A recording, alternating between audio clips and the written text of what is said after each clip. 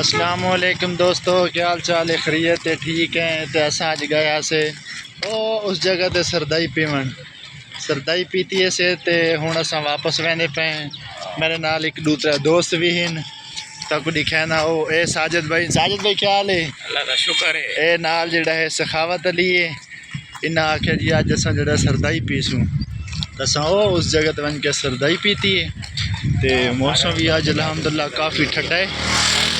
तो उस तो बाद जिहड़ा है ना असां थोड़ा कि इंजॉय माहौल च वधे तो दिमाग शिमाग सारा ठंडा थी गया क्योंकि असां सरदाई पी के ना। क्यों भाई सरदाई पी के चास आई है? बहुत चास आई है। कितनी चास आ गई है? ढेर सारी आ गई है, ढेर सारी। क्यों दिमाग शिमाग ठंडा थी है कौन? खराब थी गया गड्डियां देख देख के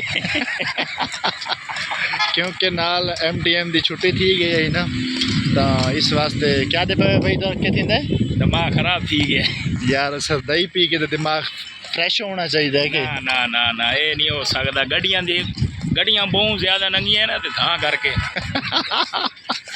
दोस्तों तो दस होते क्यों क्या था पिए, इसका मकसद क्या है?